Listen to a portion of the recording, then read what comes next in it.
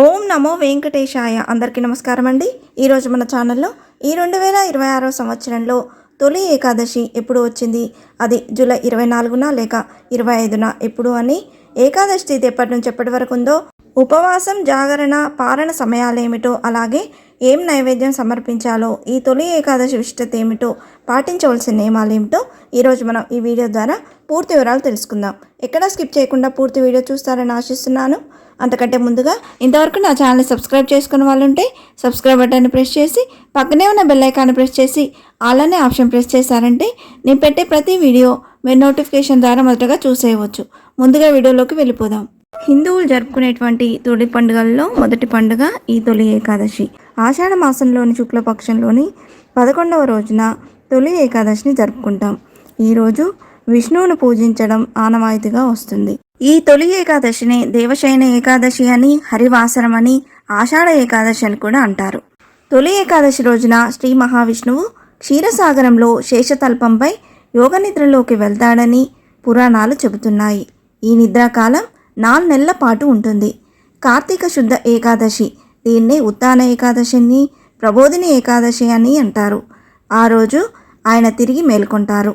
ఈ 4 నెలల కాలాన్ని చాతుర్మాస్యం అని అంటారు. ఈ సమయంలో వివాహాలు, ఉపనయనాలు వంటి శుభకార్యాలు ఎక్కువ జరపరు.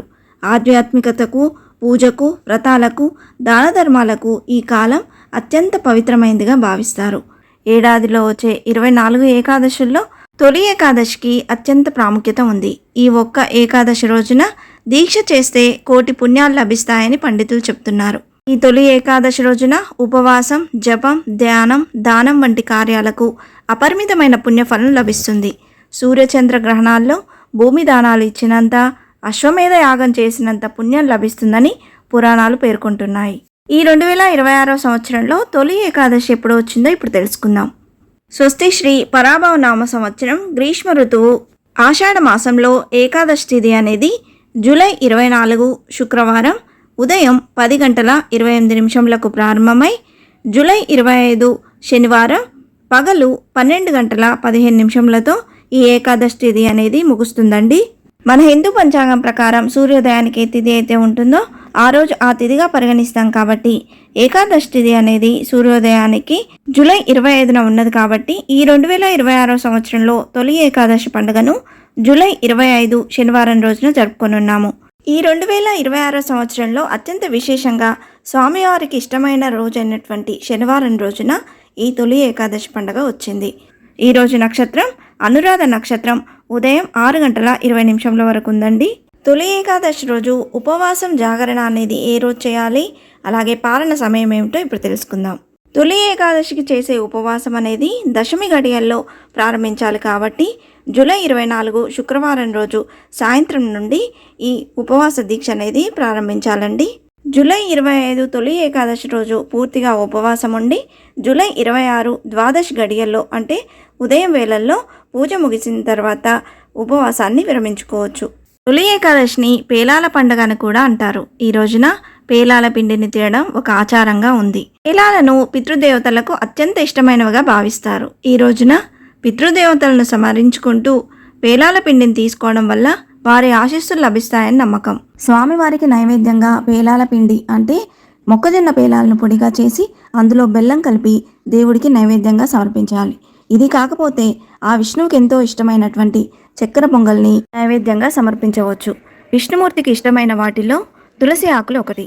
తులసి దళం సమర్పించకుండా విష్ణు పూజ అసంపూర్ణమని నమ్ముతారు. కాబట్టి శ్రీ మహావిష్ణు దర్శనానికి వెళ్ళినా, పూజ చేసినా ఖచ్చితంగా తులసి ఆకులు వాడాల్సిందే. పూజకు కావాల్సిన తులసి ఆకుల్ని, పువ్వుల్ని ముందు రోజే తెంపి ఉంచుకోవాలండి.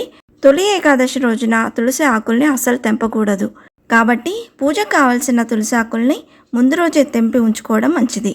ఏకాదశి రోజున చేసే జాగరణలో విష్ణు సహస్రనామ పారాయణం చేయాలి.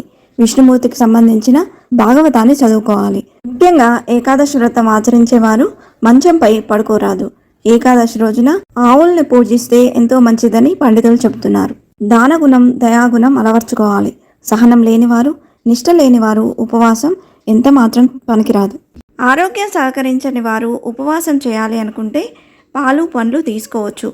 ఈ రోజున శ్రీ మహావిష్ణువును పూజించి ఉపవాసం, జాగరణ పాటించే వారికి జీవితంలో ఆటంకాలు తొలగిపోయి సిరిసంపలు కలుగుతాయని, తెలిసి తెలియక చేసిన పాపాలు నశిస్తాయని శాస్త్రాలు చెప్తున్నాయి. ఇంతే ఫ్రెండ్స్, ఈ వీడియో మీకు నచ్చిందని ఆశిస్తున్నాను. ఇలాంటి ఇంట్రెస్టింగ్ వీడియోస్ కోసం please subscribe my channel and press the bell icon.